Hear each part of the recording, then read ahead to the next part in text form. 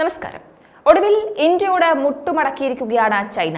അതിർത്തി പ്രദേശങ്ങളിലെ സാഹചര്യം ശരിയായി കൈകാര്യം ചെയ്യാൻ ഇന്ത്യയുമായി ചേർന്ന് പ്രവർത്തിക്കാൻ തയ്യാറാണെന്ന് ചൈനീസ് വിദേശകാര്യമന്ത്രി വാങ് യി ഇന്ത്യയുടെ ദേശീയ സുരക്ഷാ ഉപദേഷ്ടാവ് അജിത് ഡോവലിനോടായി പറഞ്ഞിരിക്കുകയാണ്. കിഴക്കൻ ലഡാക്കിൽ നീണ്ടുനിൽക്കുന്ന അതിർത്തി തർക്കത്തിനിടയിൽ അതിർത്തി പ്രദേശങ്ങളിലെ സ്ഥിതിയുമായി ബന്ധപ്പെട്ട പ്രശ്നങ്ങൾ ശരിയായി കൈകാര്യം ചെയ്യാൻ ഇന്ത്യയുടെ ദേശീയ സുരക്ഷാ ഉപദേഷ്ടാവ് അജിത് ഡോവലുമായി കൈകോർക്കാൻ ചൈനീസ് വിദേശകാര്യമന്ത്രി വാങ് യി സന്നദ്ധത പ്രകടിപ്പിച്ചതിനെ ലോകം ആശ്ചര്യത്തോടെയാണ് നോക്കിക്കാണുന്നത്. ഇന്ത്യയുടെ ദേശീയ സുരക്ഷാ ഉപദേഷ്ടാവും ഇന്ത്യ ചൈന അതിർത്തി പ്രശ്നത്തിന്റെ പ്രത്യേക പ്രതിനിധിയുമായി ഡോവലിനെ വീണ്ടും നിയമിച്ചതിന് അഭിനന്ദന സന്ദേശത്തിൽ ചൈനയും ഇന്ത്യയും ഉഭയകക്ഷി അതിരുകൾക്കപ്പുറത്തുള്ളതും ആഗോള പ്രാധാന്യം വർദ്ധിക്കുന്നതുമായ ഒരു ബന്ധമാണ് പങ്കിടുന്നതെന്ന് വാങ് യി പറഞ്ഞു. വിദേശകാര്യമന്ത്രി എന്നതിന് പുറമെ ഇന്ത്യ ചൈന അതിർത്തി ചർച്ചാ സംവിധാനത്തിന്റെ ചൈനയുടെ പ്രത്യേകം പ്രതിനിധി കൂടിയാണ് വാങ് യി. ലോകത്തെ ഏറ്റവും ജനസംഖ്യയുള്ള രണ്ട് പ്രധാന രാജ്യങ്ങളും വളർന്നുവരുന്ന സമ്പദ് വ്യവസ്ഥകളും എന്ന നിലയിൽ ചൈനയും ഇന്ത്യയും അതീതമായ ബന്ധമാണ് പങ്കിടുന്നത് എന്ന് വാങ് യി ഡോവലിന് അയച്ച സന്ദേശത്തിൽ പറയുന്നുണ്ട്. ഉഭയകക്ഷി അതിരുകളും ആഗോള പ്രാധാന്യവും വർദ്ധിപ്പിക്കുന്നു.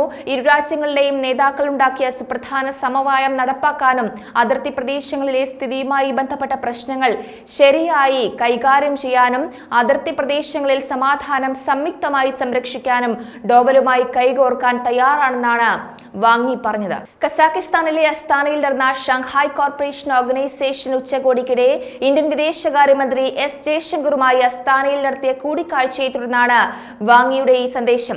ഇന്ത്യയിൽ അടുത്തിടെ നടന്ന പൊതു തെരഞ്ഞെടുപ്പിനെ തുടർന്ന് പ്രധാനമന്ത്രി നരേന്ദ്രമോദിയുടെ മൂന്നാം സർക്കാർ രൂപീകരിച്ചതിനു ശേഷം ഇന്ത്യ ചൈന ഉദ്യോഗസ്ഥർ തമ്മിലുള്ള ആദ്യ ഉന്നതതല കൂടിക്കാഴ്ചയായിരുന്നു അത്. 3488 കിലോമീറ്റർ വ്യാപിച്ചു കിടക്കുന്ന ഇന്ത്യ ചൈന അതിർത്തിയിലെ തർക്കം സമഗ്രമായി പരിഹരിക്കുന്നതിനായി 2003 രൂപീകരിച്ച പ്രത്യേക പ്രതിനിധി സംവിധാനം ഇന്ത്യയുടെ NSAയുടെയും ചൈനീസ് വിദേശകാര്യമന്ത്രിയുടെയും നേതൃത്വത്തിലാണ് എന്നതായി എടുത്തു പറയണം. 19 തവണ കൂടിക്കാഴ്ച നടത്തിയെങ്കിലും ഇരു രാജ്യങ്ങൾക്കുമിടയിൽ ആവർത്തിച്ചുള്ള പിരിമുറുക്കങ്ങൾ പരിഹരിക്കുന്നതിന് ഇത് വളരെ ഉപയോഗപ്രദവും സുലഭവുമായിരുന്നെങ്കിലും മറ്റു പല സങ്കീർണതകളും കടന്നുകൂടി.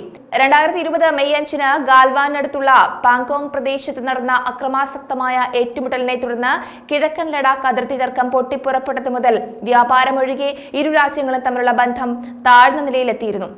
2020 മെയിലെ ഏറ്റുമുട്ടലിന് ശേഷം തർക്കം പരിഹരിക്കുന്നതിനായി ഇരുപക്ഷവും ഇതുവരെ 21 റൗണ്ട് കോപ്സ് കമാൻഡർ തലത്തിലുള്ള ചർച്ചകൾ നടത്തി. 22ാമത് യോഗമാണ് നടക്കേണ്ടത്.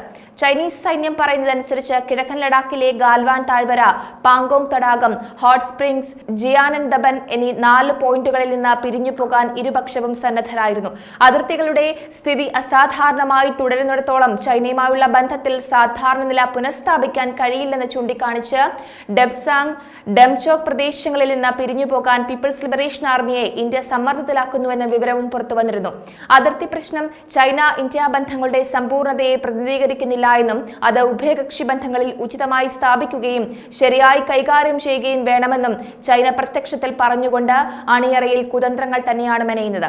എന്തായാലും ഇപ്പോൾ ചൈനയുടെ ഈ ഒരു വാക്കുപറച്ചിൽ, ഈ ഒരു നീക്കം എന്തിനു മുന്നോടിയാണ് എന്ന ആശ്ചര്യത്തിലും ആശങ്കയിലുമാണ് ലോകം.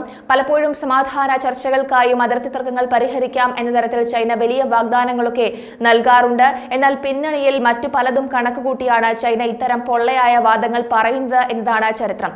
ഇപ്പോഴത്തെ ഈ നീക്കം എന്തിനാണ് എന്നുള്ളത് നമുക്ക് കാത്തിരുന്ന് തന്നെ കാണാം.